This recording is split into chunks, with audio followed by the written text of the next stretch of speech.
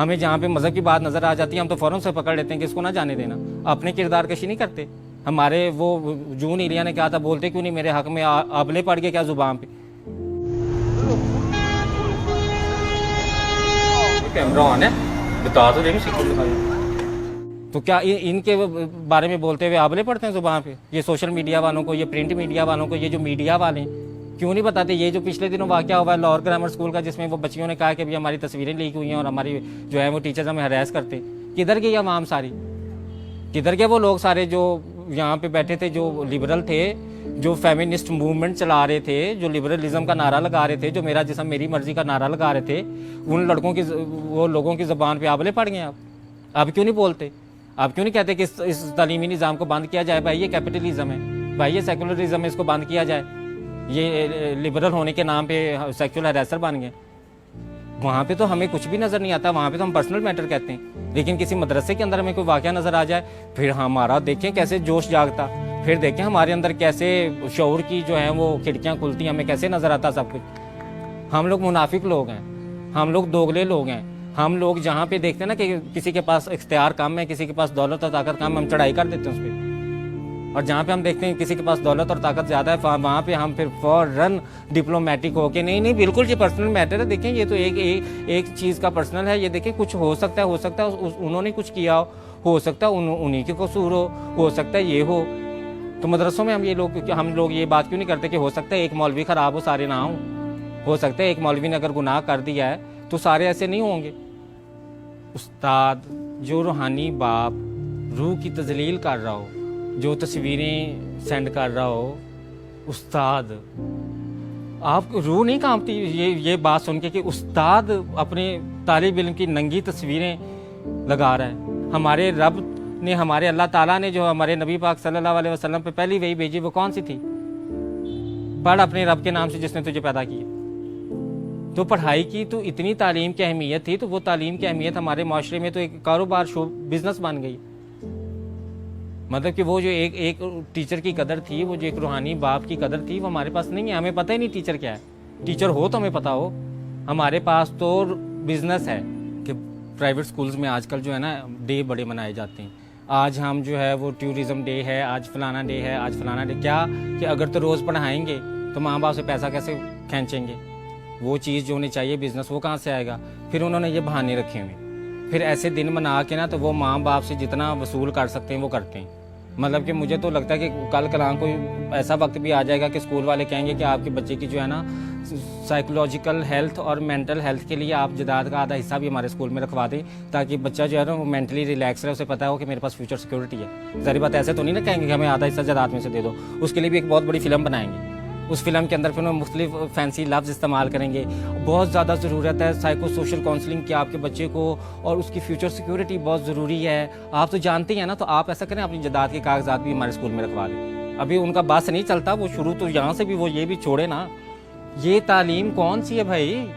یہ وہ والی تعلیم ہے جو ہمارے نبی پاک صلی اللہ علیہ وسلم نے کہا تھا کہ علم حاصل کرو چاہے چین بھی جانا پڑے. چین میں یہ والی دن بنانے سیکھنے جانا تھا کہ مڈ ڈے کون سا, اور پرپل ڈے کون سا, اور بلو ڈے کون سا, اور فلانا ڈے کون سا. یہ والا وہ علم نہیں تھا. وہ علم تھا جو ہمیں جہالت سے نکالے, جو ہم ابھی تک نہیں نکلے. پھر ہمارے نبی پاک صلی اللہ علیہ وسلم نے فرمایا کہ ماں کی گود سے لے کے مفہوم ہے کہ قبر تک علم حاصل کرو. اب ماں کی گود سے لے کے قبر تک علم حاصل کرنے کا مطلب کیا ہوا کہ بیکن ہاؤس کو شکر ہے یہ ابھی بات پتہ نہیں چلی. ان مہنگے اسکولوں کو پتہ چل گئی تو انہوں نے کہنا کہ آپ اپنے بچے کے بڑھاپے تک کی فیس جمع کرا دیں, تاکہ یہ مرے گا تو ہمیں پتہ چلے گا کہ اس کے مرنے تک ہم ساری اس کی فیس جو ہے وہ لے لیں. اس کی زندگی میں جو کمائے گا اس کا شیئر بھی ہمیں دے دیں. یہ تو ابھی انہیں پتہ نہیں ہے کہ ہمارے اسلام میں تو قبر تک علم حاصل کرنے کو کہا گیا ہے.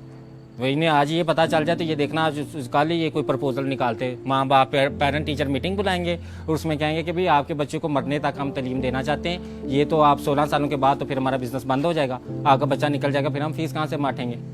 تو وہ یہ والا علم نہیں تھا. ہمیں سوچنا چاہیے ہمارے نبی پاک صلی اللہ علیہ وسلم نے کون سا علم ہمیں کہا تھا کہ جا کے حاصل کرو. وہ آپ کو واقعہ تو یاد ہی ہوگا کہ جب فتح مکہ کے موقع پہ جو قیدی غلام تھے ان کو کہا گیا کہ آپ 10 لوگوں کو پڑھائیں اور آپ کو رہا کر دیا جائے گا. آزادی کی قیمت تعلیم کے ساتھ جوڑ دی. مطلب کہ آپ کو یہ تو نہیں کہا گیا کہ آپ اتنا زیادہ مال غنیمت جتنا بھی ہے وہ استادوں کو دے دیں. اس وقت یہ स्कूल उस वक्त के खुले होते ना तो इन्होंने कहना था कि जी ये माल गनीमत जितना भी है ना ये बच्चों की सोशल सिक्योरिटी के लिए हमें दे दें, ये हम अपने पास रख लेते हैं, बच्चों का माला तालीम देने। इन्होंने फिर भी माल गनीमत ले लेना था, तालीम नहीं देनी थी। अब मुझे समझ नहीं आती कि एक तो माँ बाप बेचारों ने जान तोड़ के, जान मार के, फाके करके, पैसे इकट्ठे करके बच्चे को स्कूल में दाखिल करा दिया। 10 साल मैट्रिक तक वो इंतज़ार कर रहे हैं कि ये कोई 20 दिन तो एक हफ्ते में मनाता है, पता नहीं किस किस चीज़ के ये दिन मनाता है। तो ये तो पता नहीं 10वीं के बाद निकलेगा तो ये क्या अफलातून चीज़ बन के निकलेगा। तो वो तो अफलातून बन के नहीं निकलता, वो तो या रेपिस्ट बन के निकलता है, या वो सेक्सुअल हरैसर बन के निकलता है, या वो ड्रग एडिक्टेड बन के निकलता है। कितनी यूनिवर्सिटीज़ में चले, मैं आपको सारला जाके दिखाती हूँ, वहाँ पे नशा लड़कियाँ और लड़के मिल के कर रहे हैं। वो जो कौम की माँ थी, वो जो माँ जिसके बारे में कहा गया था कि आप मुझे अच्छी माएँ दें, मैं आपको अच्छी कौम देता हूँ, वो माँ तो आज नशे पे लगी हुई है, वो तो आइस पी रही है। वो बाप, वो जो जन्नत का दरवाज़ा बाप है मुस्तकबिल का, वो लड़का जिसने बाप बनना है, वो लड़का जिसने आने वाली नस्ल को संवारना है, वो तो नशे पे लगा हुआ है। इल्म की अहमियत तो हमारे मज़हब ने इतनी ज़्यादा बताई है, ठीक है ना।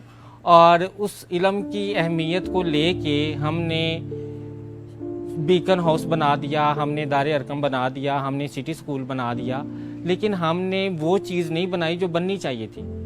हमें वो वाले स्कूल बनाने चाहिए थे जहाँ पे हुकूमत ने भैंसें ना बांधी होती, जहाँ पे स्टूडेंट आते, क्योंकि रियासत की जिम्मेदारी है तालीम देना। और रियासत ने जो हमें स्कूल बना के दिए हैं उनमें या तो टीचर ही नहीं आते, ठीक है, और अगर टीचर आते हैं तो वो अपने बच्चों को अपने घर का काम करवाते हैं। आपको किसी गांव में तो नहीं ना वो सिटी स्कूल, सिटी ग्रामर और दारे अरकम और बीकन हाउस और फलानी कौन सा हाउस और कौन कौन से ये एलीटों के जो स्कूल हैं, ये आपको गांव कस्बे में तो नज़र नहीं आएंगे। गांव कस्बे में आपको सरकारी टीचर नज़र आएगा। सरकारी टीचर का इमेज क्या है मुझे बताएं आप। एक रूहानी बाप गांव में भी बैठा हुआ है ना, हमारा जो एक कस्बे है इतने ज़्यादा, वहाँ पे भी एक रूहानी बाप बैठा है जिसकी हम बात नहीं करते।